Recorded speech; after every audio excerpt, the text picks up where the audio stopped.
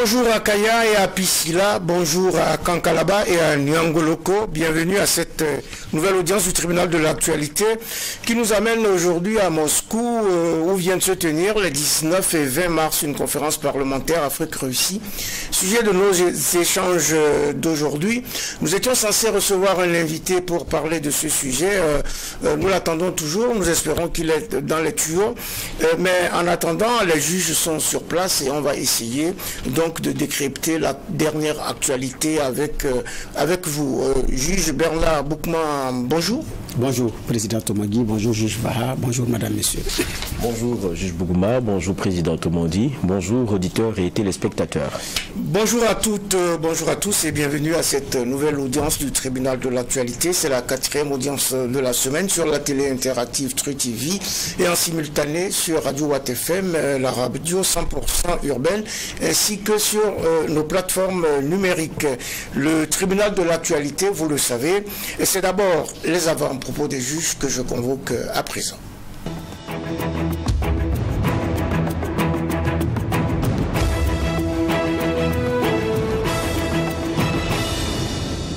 Des coups de cœur, des cris de cœur, des interpellations, c'est tout cela qui fait les avant-propos des juges. Et on commence par Geoffroy Bara.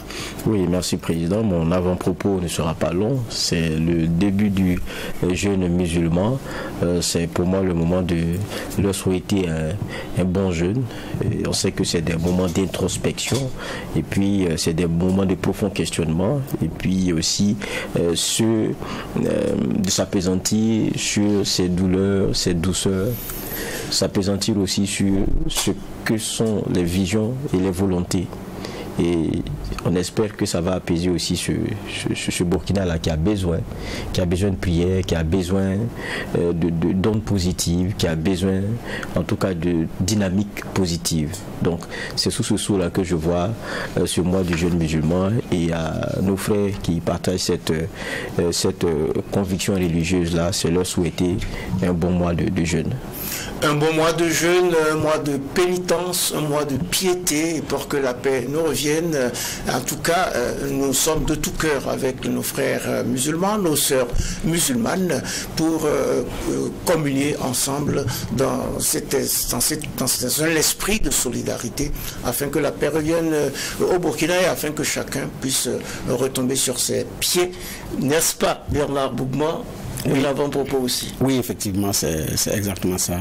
Donc, mon avant-propos va concerner un extrait d'une émission réalisée par une émission conduite, présentée par Alain Foucault. Et je voyais un Burkinabé, je voulais dire un haut gradé de la médecine nucléaire d'origine burkinabé qui explique en des mots simples la galère, c'est comme ça que je qualifie, quand il est venu avec toute sa bonne foi pour pouvoir aider le Burkina sur la base d'effectivement ce qu'il a comme connaissance, qui dit avoir parcouru 2800 km pour visiter où il y a des sites de soins au Burkina et faire les propositions. Et donc le reste, c'est comme les autres initiatives de Burkinabés résidant au Burkina ou de la diaspora. C'est resté dans les tiroirs, c'est resté dans les couloirs ministériels, c'est resté. Il n'est pas seul. Pour avoir discuté avec plusieurs Burkinabés de la diaspora qui ont des choses à apporter ou qui avaient des choses à apporter, moi c'est pas nouveau. Et ça ne me surprend pas. C'est beaucoup plus la réaction de certains des réactions qui m'ont surpris. Certains m'ont demandé, parce qu'ils parlaient de 2007, qu'en 2007 qui était ministre de la Santé, parce qu'il y en a qui s'offusquent. Non, ici ce n'est pas le ministre, c'est pratiquement un système. Vous êtes venu nous trouver comme ça, vous allez partir nous laisser. On a toujours fonctionné comme ça, et puis c'est un système. Donc ce n'est pas la personne qu'il faut voir en face. Demandez à l'université de Ouagadougou combien sont venus avec des connaissances pour créer des filières nouvelles qui pouvaient permettre de régler un certain nombre de choses. Comment on appelle ça? Il faut regarder. Ça n'a pas marché.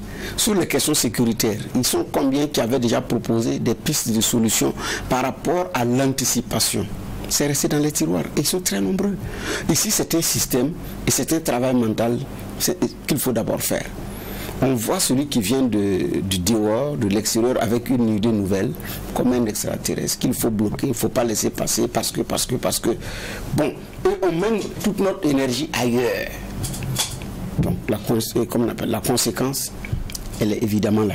sur des solutions pour sortir du Burkina, des hommes et des femmes pour sortir le Burkina dans la situation dans laquelle nous sommes, que ce soit sur le plan sécuritaire, sur les questions économiques, et j'en oublie, j'ai dit bien, il y en a à l'appel. Il y en a qui vivent au Burkina, il y en a qui vivent hors du Burkina Faso.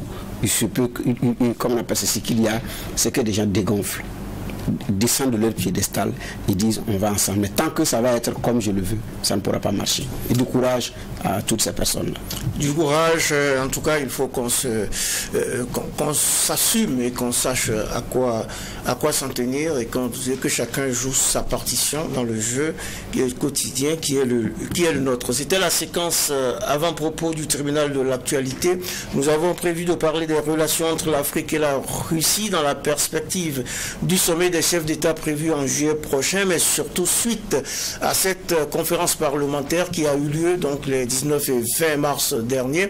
Nous étions censés en parler avec un invité. Notre invité n'est toujours pas là. Donc avant d'y arriver, évoquons donc cette livraison ou cette affaire d'armes entre la Côte d'Ivoire et le Burkina. Nous avons vu hier que le porte-parole du gouvernement ivoirien s'est exprimé sur la question à la suite d'une question d'une de nos consoeurs après le Conseil des ministres en Côte d'Ivoire pour indiquer évidemment que c'était dans les créneaux de la solidarité, mais on se pose toujours des questions suite à son intervention sur le fait que ce soit un don ou sur le fait que ce soit une commande. Bernard Bougma, vous en savez peut-être un peu plus sur ce dossier. Personnellement, moi, la réaction de la Côte d'Ivoire, c'est que le porte-parole du gouvernement ivoirien dit ne m'intéresse pas du tout. Alors là, pas du tout. Les réactions qui m'intéressent, c'est celles de nos autorités en place. Parce que vous êtes libre de me donner un cadeau et de me dire de ne pas en parler. Parce que vous ne voulez pas attirer de la propagande, attirer de la couverture sur vous. Vous ne voulez pas que vous ne voulez pas. Ça, c'est votre choix. Mais moi qui reçois, c'est mon devoir également, en fonction de comment est-ce que j'exprime ma reconnaissance, de pouvoir dire aux gens, venez avec moi, remercions M. Tomongui parce qu'il m'a offert ci, il m'a offert ça. Et je précise qu'il n'avait pas voulu qu'on en parle, mais compte tenu de l'ampleur du don et de la symbolique du don, je ne peux pas me taire. Et par devoir de reconnaissance, pour que ça puisse inspirer d'autres, je dis ouvertement qu'il m'a donné ça. Et ça, j'assume et je m'excuse auprès de vous de le faire, mais je l'assume. Est-ce que jusque-là c'est un don? C'est pas plutôt une... C'est pourquoi j'en arrive. C'est pourquoi j'ai dit ce silence est entretenu, ce silence coupable qui est entretenu par nos autorités, il n'est pas normal. Pourquoi? Parce que ça divise des Burkinabés. On fait des audios durs contre des Burkinabés. Quand on suit les audios, l'audio qui a été adressé à Lukman Sawargo, c'est sur quelle base?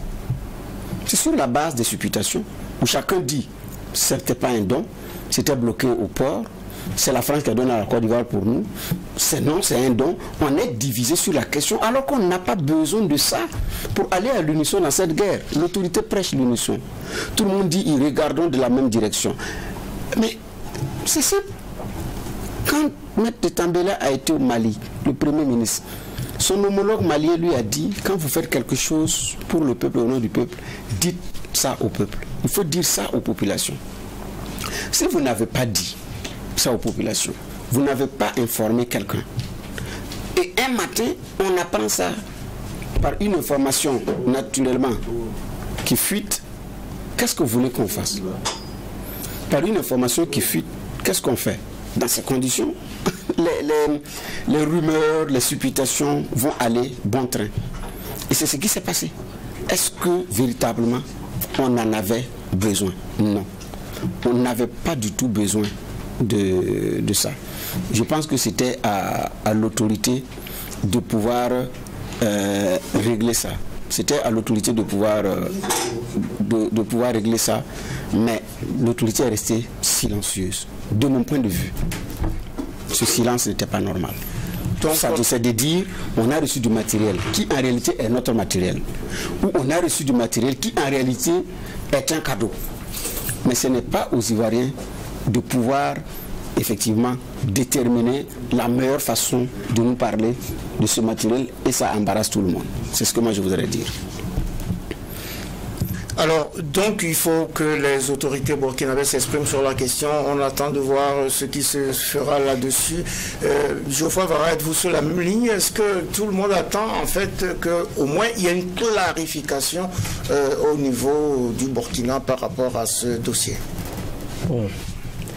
Le terme même clarification voudrait qu'il y ait une version et sur laquelle on veut donner peut-être d'autres précisions ou quoi que ce soit. Mais on est face à un véritable souci, c'est que là-dessus, il y a eu un choix de ne pas communiquer, peut-être pour ce qui est de chacune des parties. En tout cas, c'est l'impression que cela donne.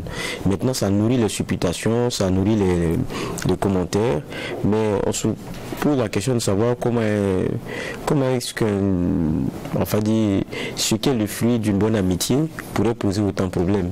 Si c'est un don, je pense que ça ne devrait pas être aussi difficile. Maintenant, si aussi c'est la remise du matériel, comme diraient certains bloqués, ça pourrait faire l'objet de communication, puisque c'est notre chef du gouvernement lui-même qui a été prompt à dire qu'il y a un pays voisin qui aurait bloqué. Je pense que je ne me trompe pas. C'est le Premier ministre lui-même qui l'avait dit en son temps. Donc quand on a été capable de le dire, on peut apporter d'autres précisions s'il s'avère que ça a été maintenant débloqué ou quoi que ce soit. Peut-être ça permettrait de lire.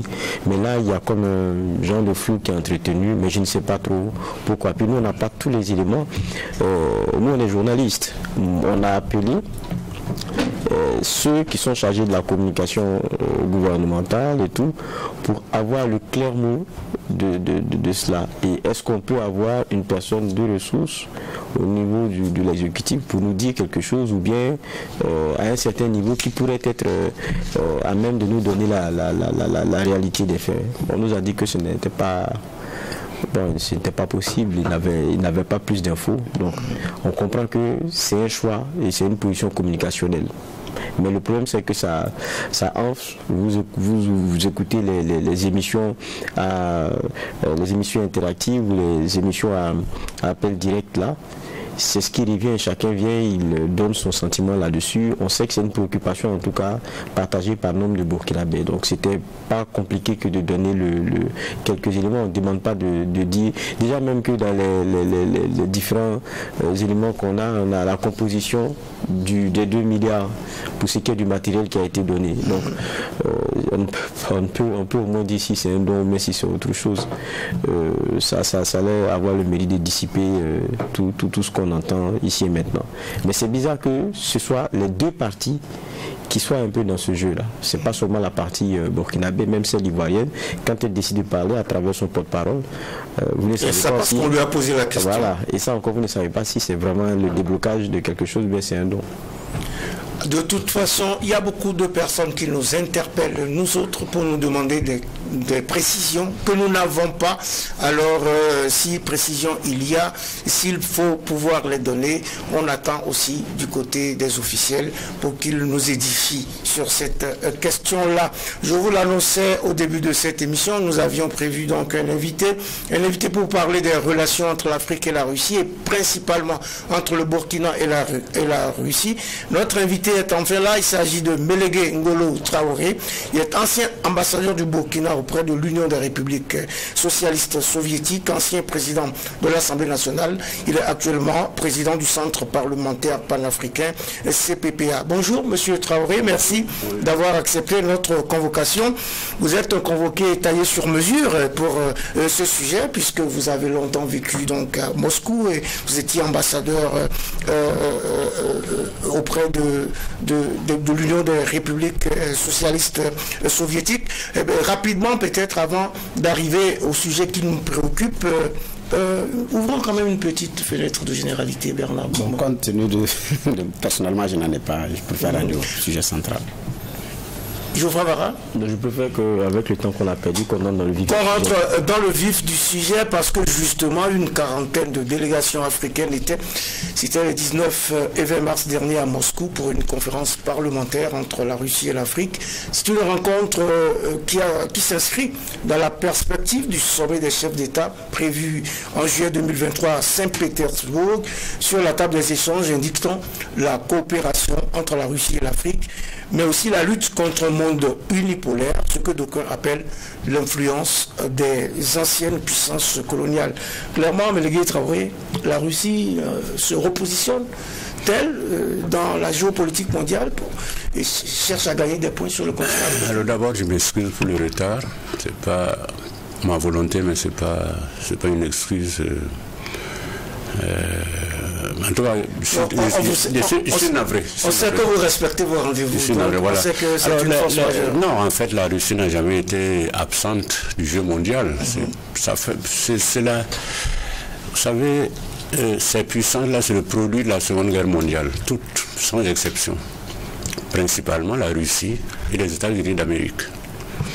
Les États-Unis d'Amérique jouaient déjà un rôle important, mais à partir de la Seconde Guerre mondiale, on a vraiment deux grandes puissances, les deux superpuissances, mais qui aujourd'hui n'ont plus le monopole des rapports internationaux.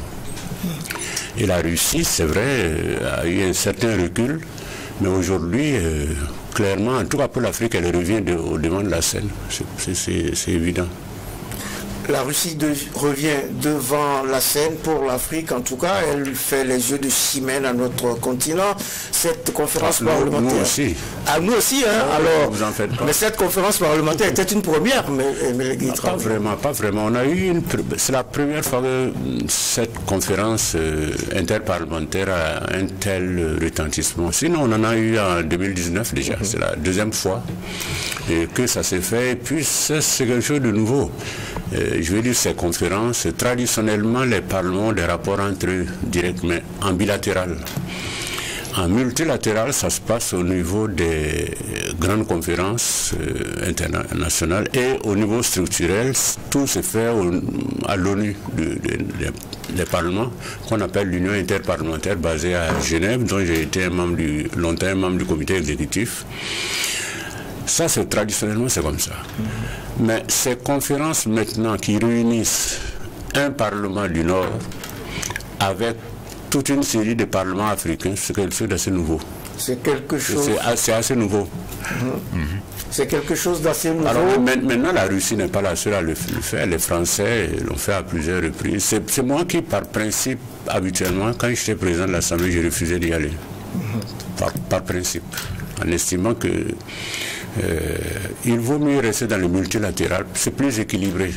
Mais qu'un seul président d'un parlement, quelle que soit sa puissance, convoque, j'allais dire, ou dit qu'elle reçoit une quarantaine de présidents du Parlement africains, ça ne m'a jamais paru être très bon. Je ne dis pas que c'est mauvais. Personnellement, j'ai toujours été réservé. Réservé, nous dit notre convoqué du jour, Mélégué Ngolo Traoré, président du Centre parlementaire panafricain, ancien président de l'Assemblée nationale, mais surtout ancien ambassadeur du Burkina auprès de l'Union des républiques socialistes soviétiques. Bernard Bougman. D'ailleurs, c'était ma question. Bon, l'invité d'ailleurs dit que lui, il n'y parle pas par mesure de prudence.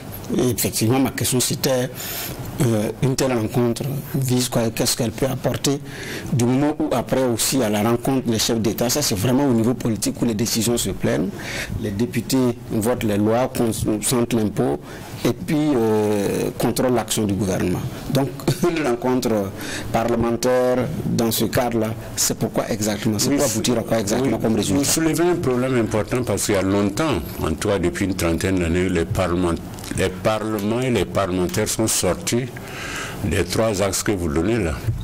Voter la loi, consentir l'impôt, c'est-à-dire en fait voter la loi de finances et contrôler l'action des exécutifs. C'est vrai.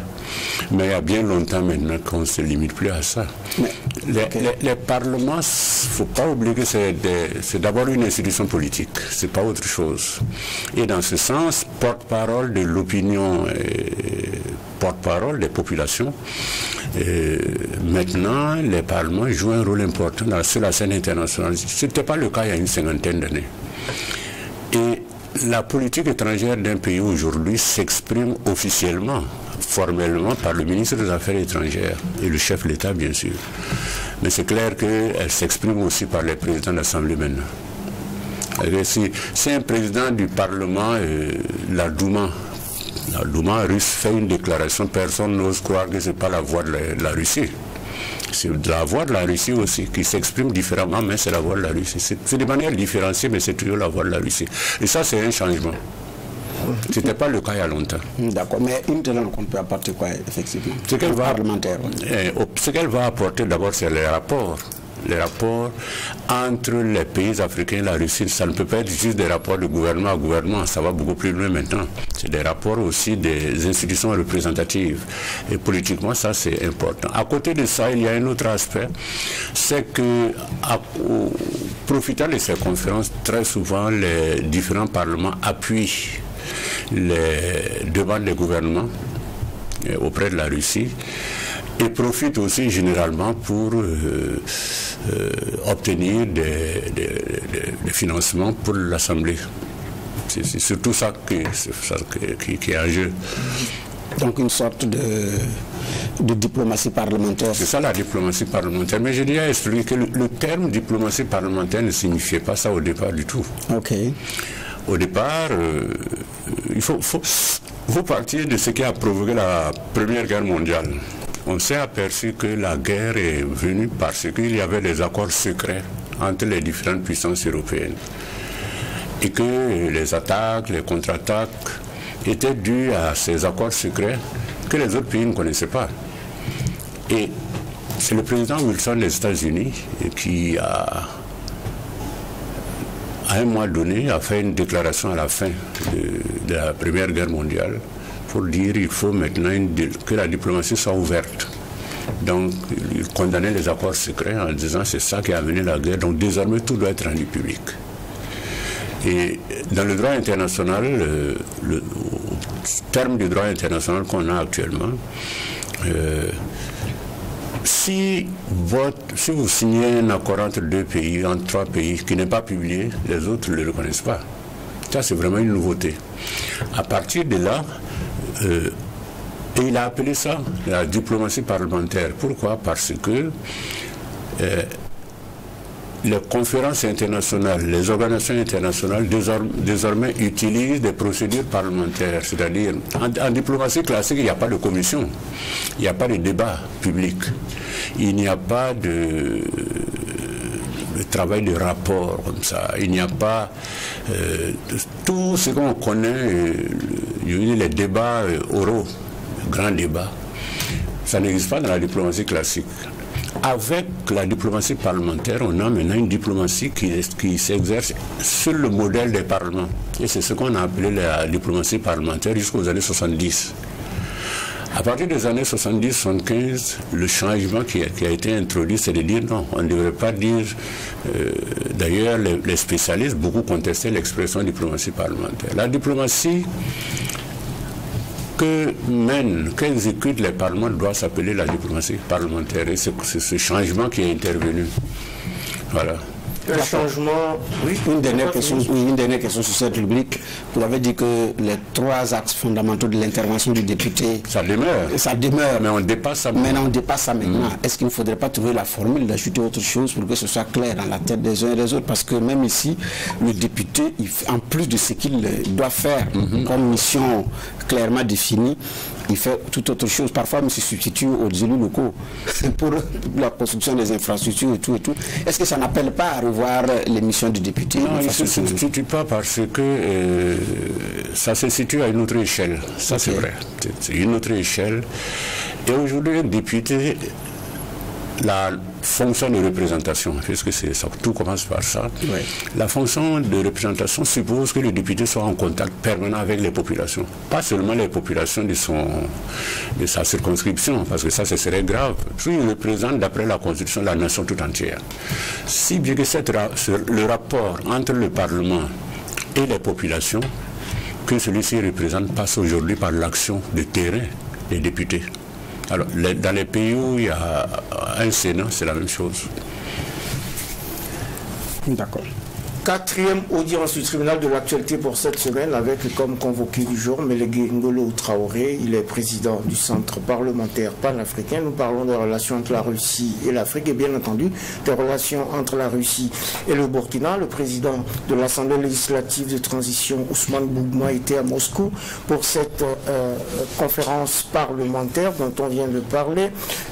Pour cette conférence parlementaire, et il a expliqué bien évidemment que les parlementaires doivent accompagner le rôle des gouvernants dans cet axe de diplomatie pour amener les chantiers à se concrétiser. Geoffroy Vara. Oui, c'est vrai qu'au départ vous disiez, en ce temps vous étiez contre. Oui, de façon par le principe. Par le principe, j'étais réservé. Voilà, d'y participer. Je m'abstenais. En tout cas, avec les Français, je m'abstenais. Il faut dire qu'il n'y a pas beaucoup de pays qui font ça.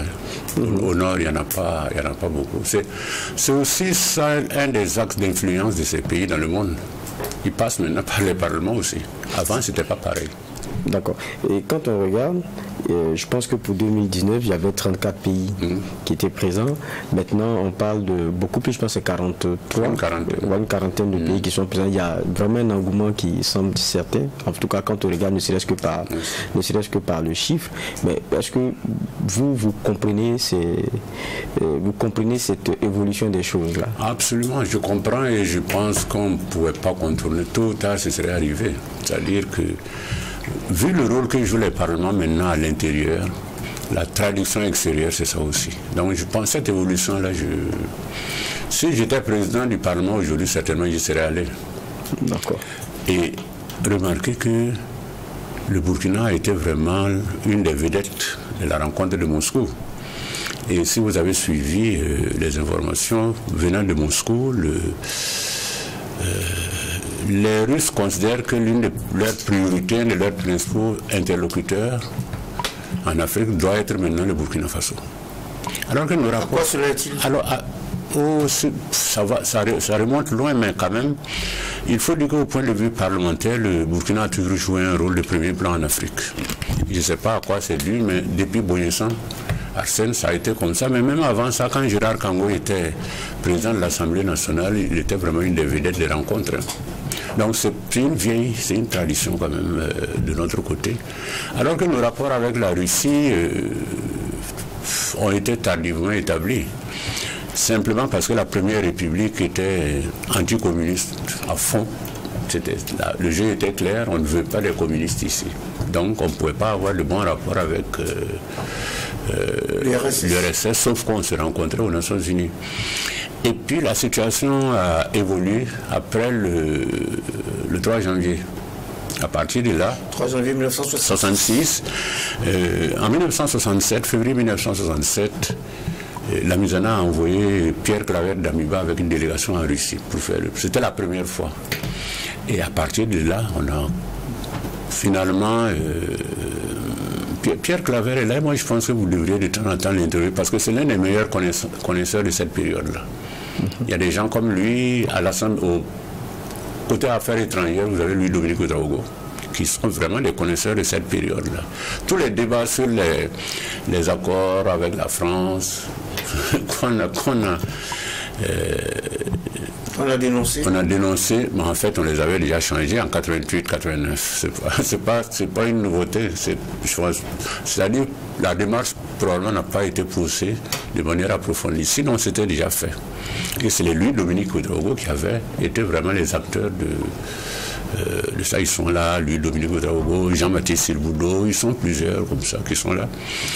Et à partir donc de cette période, on a établi les relations diplomatiques, puisqu'on n'avait pas de relations diplomatiques avec la Russie. À partir de ce moment, on a ouvert les ambassades. Et puis les rapports ont évolué de telle façon que de temps en temps ça se refroidit, ça se réinstalle, mais on n'a jamais complètement coupé avec la Russie. Oui, Geoffroy Vara. Oui, mais est-ce qu'il ne faut pas aussi être, je dis prudent, c'est peut-être le mot, le Burkina comme interlocuteur privilégié du continent, c'est l'impression qu'on donne avec ce qu'on a vu récemment, mais le Burkina c'est celui dont la décision est en train de se faire. Et on sait que le basculement peut être très intéressant pour la Russie pour ce qui est de notre espace. Le Mali, c'est un acquis. pour la Russie déjà aujourd'hui. Et pourtant, quand Sergei Lavrov venait récemment, il a parlé du Burkina depuis Bamako. Donc, s'il faut s'affirmer, je pense qu'il aurait pu venir, ici à Ouaga. Je veux dire que, oui, ça va venir, mais je veux dire que d'ici d'emblée dire que non, c'est le Burkina qui est en train d'être interviewé comme le porte-parole du... Non, pas le porte-parole. Mais du point de vue, c'est pas dans la posture d'ici, mais du point de vue des Russes, c'est clair qu'ils veulent marquer le coup avec le Burkina. C'est l'enjeu aussi. C'est l'enjeu géostratégique. C'est pas neutre. Je veux dire, tout ça, c'est calculé. Oui, on est d'accord. C'est dans leur intention. Mais quand on fait la comparaison avec le Mali, il faut le faire de manière avisée. Le Mali est avec la Russie depuis 1962. Deuxièmement, l'essentiel des officiers maliens ont été formés par l'armée russe. L'essentiel des cadres d'ailleurs du Mali, parce qu'à l'époque où le Burkina n'avait pas de rapport avec l'URSS, le Mali avait déjà des centaines d'étudiants. On ne peut pas comparer tellement. Le Mali est vraiment dans le continuum de son histoire. N'a jamais coupé avec leur armement, leur démarche militaire, etc. C'est très, très influencé par la Russie. Nous, ce n'est pas le cas. Donc, le fait que le Burkina apparaît maintenant comme quelque chose de nouveau, mais qui n'est pas tout à fait nouveau, c'est moi qui ai préparé la visite de Thomas Sankara en URSS en 1985. Et c'était un événement à cause de Sankara il ne passait pas inaperçu. Mais du fait aussi qu'il avait des propositions très précises à faire aux Russes. Et quand le barrage de Numbiel, qu'on n'a jamais vraiment pu réaliser, tous les États du Nord avaient refusé de financer, sauf c'est la Russie seule, l'URSS seule à l'époque, qui a pris l'initiative de regrouper un certain nombre de pays communistes. Pour ça. Moi, j'ai quitté après, donc c'est pas à cause de moi, mais finalement, ça n'a pas abouti à ce qu'on souhaitait. Mais c'était quand même significatif, ça. Et aujourd'hui, depuis Blaise Compaoré d'ailleurs, c'est-à-dire tous les régimes se sont succédés. Du point de vue de la politique étrangère, le Burkina représente quelque chose. Même si, pour les déterminants, on n'est pas grand-chose. Mais dans l'arène internationale, interafricaine, on est quand même quelque chose. Oui. Dans l'arène internationale, le Burkina pèse. Actuellement, le Burkina a des problèmes de sécurité. La priorité revient évidemment à la sécurité et à la défense. Il faut voir comment la Russie peut, estime Ousmane Bougouma, c'est le président de l'Assemblée législative de transition du Burkina, apporter un soutien dans le cadre de la lutte contre le terrorisme. Toutefois, d'autres domaines de coopération sont à explorer entre le Burkina et la Russie, bien entendu, estime toujours Ousmane Bougouma, comme le transport, l'agriculture et tout ce qui concerne l'énergie et les hydrocarbures. Êtes-vous en phase, Mélégué Traoré, avec ses besoins de coopération avec la Russie? Absolument. Vous savez, quand on est pauvre, on tape dans tous les sens. Là, on peut trouver quelques sous à glaner, mais on le fait, et c'est ce que le Burkina est en train de faire. Il faut quand même dire que quand on traite avec les Russes, les soviétiques avant, il faut savoir qu'il y a des domaines dans lesquels ils ne vont pas rentrer. Il y a des domaines où ils sont très forts. C'est tout ce qui est sécurité, tout ce qui est armement. Ils sont vraiment forts, mais c'est leur point fort aussi. Sur la scène internationale, la Russie n'est plus la grande puissance de l'Union soviétique. Militairement, c'est sûr que c'est la deuxième puissance mondiale. Mais du point de vue économique, le poids de la Russie, c'est le poids de l'Espagne. Pour dire comment c'est déséquilibré à leur propre niveau. Donc tout ce qui concerne les armements, la sécurité, le renseignement, c'est sûr qu'ils peuvent beaucoup apporter. Maintenant, je connais suffisamment les Russes pour savoir qu'ils ne font rien cadeau. C'est-à-dire, tout ce qu'ils vont donner, ils vont le récupérer financièrement. Il faut qu'il y ait de la contrepartie. Si vous donnez des armements, il faut que vous payiez. Si vous ne pouvez pas payer, et c'est ce qui se passe au Mali, je pense que ça va arriver ici, ils se font donner des mines d'or et ils se payent dessus. Alors, il y a d'autres domaines comme l'agriculture, les transports, etc. Mais ce n'est pas des domaines où ils sont les plus. Ils brillent le plus. Ce n'est pas des domaines où il brille le plus, nous dit notre convoqué du jour, Meleguen Ngolo Traoré, ancien ambassadeur en URSS. Oui, Bernard. Oui, effectivement, en termes d'investissement, en termes de projets sociaux, construction d'infrastructures sur le plan éducatif ou sur le plan sanitaire, ou bien de forage, bon, en tout cas, c'est rare qu'on dit que c'est un don de la Russie. C'était un choc, mais c'est parce que notre relation n'était pas avec la Russie comme les autres pays. Parce que on va parfois pour l'Arabie Saoudite, on va parfois pour la France, on va pour les États-Unis, on va pour, mais pour la Russie, pratiquement pas, ou très. C'est vrai. Voilà. Je voudrais savoir si c'est leur ligne d'orientation ou bien c'est qu'est-ce qui s'est passé, mais c'est parce que notre coopération n'était pas aussi suffisamment poussée. C'est leur orientation habituelle, comme ça. Il y a des pays avant, comme le Nicaragua, qui ont bénéficié de beaucoup d'investissements. C'est des investissements de l'État russe. S'il y a la contrepartie, ils vont le faire. C'est aussi parce que nous n'avons pas été très demandeurs ces dernières décennies à l'égard de la Russie. On n'est pas parti vraiment vers eux. Je dirais qu'on n'a pas suffisamment, et c'est souvent une des faiblesses du Burkina, c'est qu'on n'exploite pas suffisamment les ressources humaines qu'on a. On a toute une série de personnalités qui ont été ambassadeurs en Russie ou bien qui ont étudié en Russie et qui ont gardé les contacts. Moi, j'ai gardé tous mes contacts au KGB. C'est hier d'ailleurs, comme j'étais à Washington avant d'aller à Moscou. Et je pense que la bonne gestion des hommes et des femmes voudrait qu'on regarde pour chaque pays partenaire quels sont ceux qui peuvent aider le gouvernement, ceux qui peuvent intervenir positivement. Et il y en a beaucoup. Le dernier que je vais vous citer, c'est Jean-Baptiste Siboulot, qui a été notre dernier ambassadeur de poids en Russie, mais c'était à partir de Bonn, de Berlin. On a rouvert puisqu'on avait fermé l'ambassade. Eux aussi, ils avaient fermé leur ambassade ici, ils ont transféré ça à Bamako, significativement d'ailleurs. Eh bien, des deux côtés, on a rouvert notre ambassade là-bas, mais ils n'ont toujours pas d'ambassade ici. Ils n'ont même pas de consulat ici.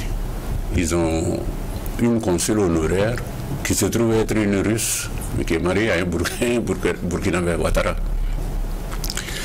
Mais ce que j'entends dire, c'est qu'ils vont ouvrir ici, ils vont rouvrir leur ambassade ici. C'est ce que j'ai appris. Je ne sais pas jusqu'où c'est vrai, mais il semble. En tout cas, il y a un des invités qui était passé ici qui nous a dit en off que Souro Kabore même c'était bouclé pour qu'ils viennent rouvrir encore à Ouagadougou. Les démarches sont dans les tuyaux, il reste à nommer des ambassadeurs et puis bon, mais c'est très bien avancé en tout cas. Il y a même un ambassadeur qui réside à Abidjan, non? Oui, Abidjan. Oui, mais ça c'est le système des accréditations multiples, c'est-à-dire que tout pays a le droit de faire en sorte que son pays ait juridiction sur plusieurs autres États, en dehors de là où il réside. Nous-mêmes, c'est ça. Le Burkina, on a des rapports avec plus de 100 pays dans le monde. On n'a qu'une trentaine d'ambassades, 35 ambassades. Ces ambassadeurs qu'on en couvrent généralement plusieurs pays. Et il y a toujours une répartition qui est faite aux affaires étrangères pour ça. Oui, Geoffroy Varin.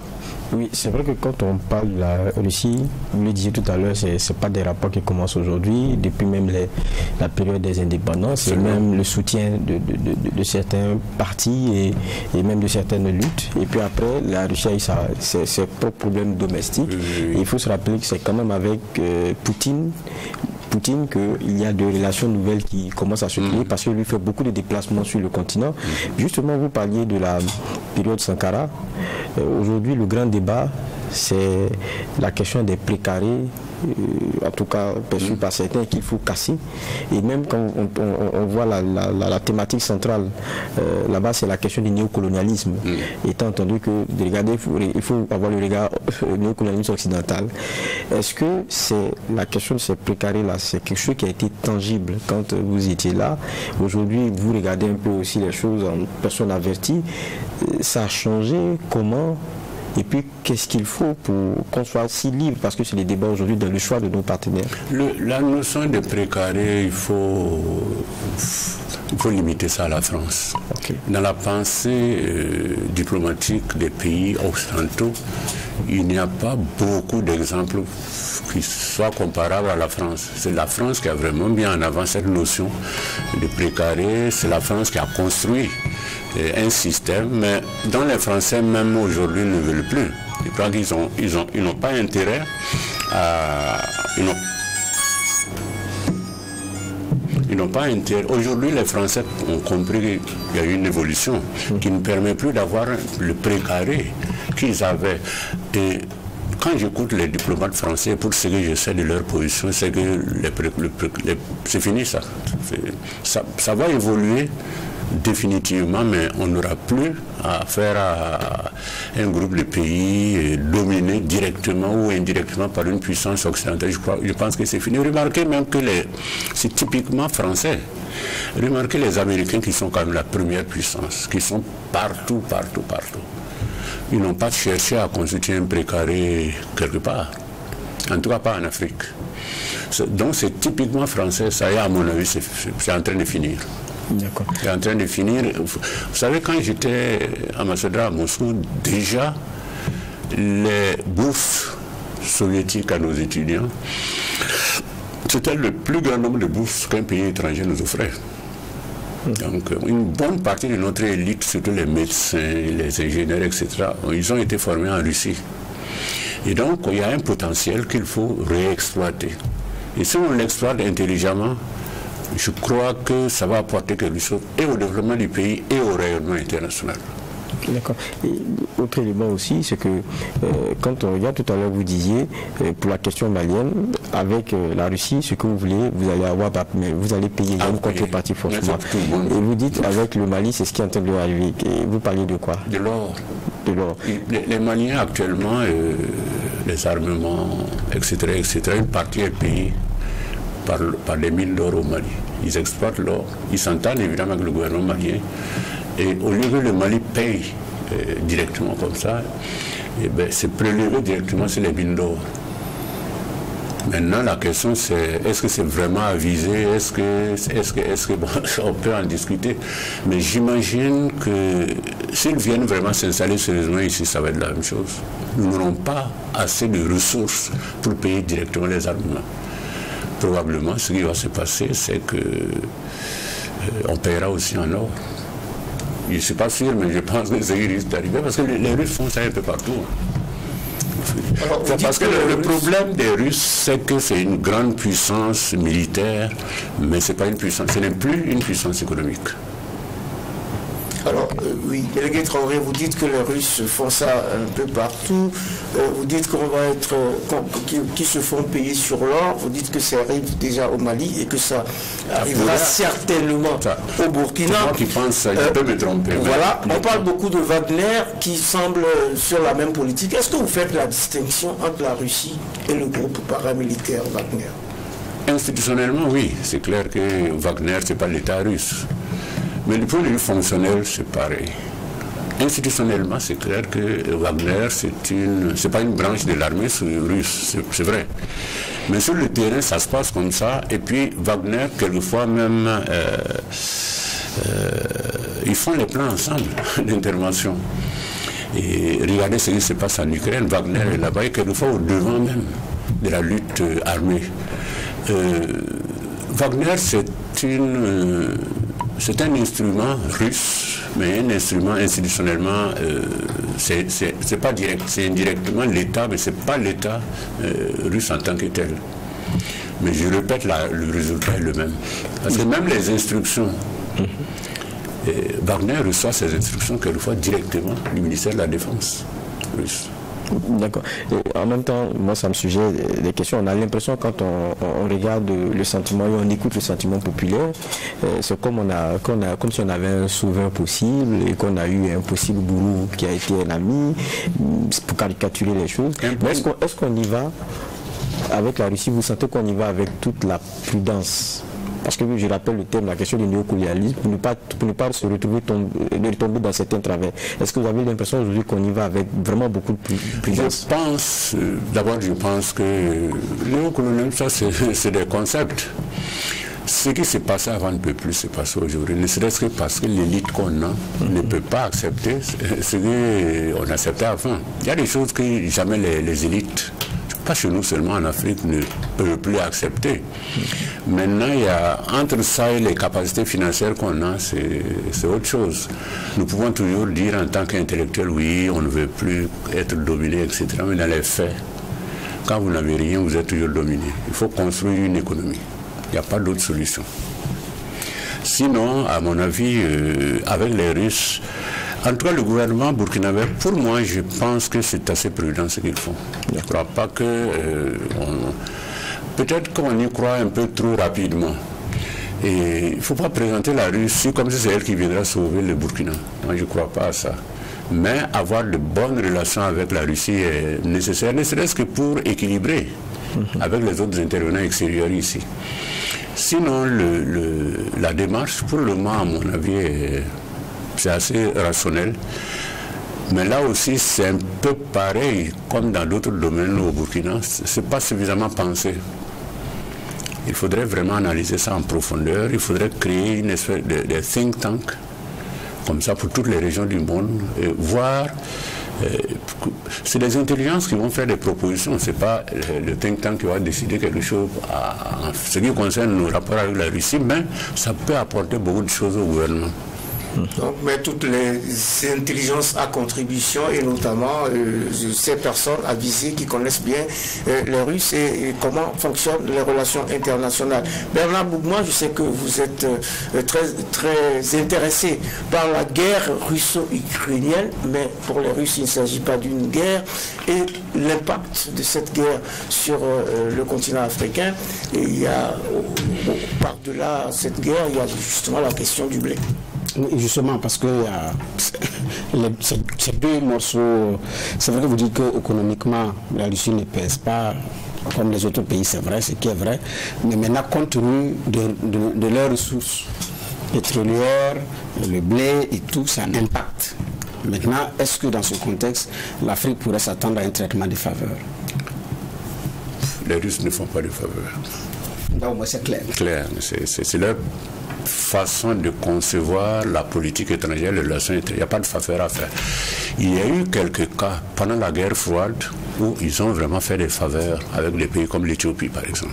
Ils ont fait vraiment des faveurs. Ils étaient prêts à un moment donné avec l'Égypte, pareil d'ailleurs, ils étaient prêts à donner même des armes. Aujourd'hui, à mon avis, ça c'est terminé. Et je crois que la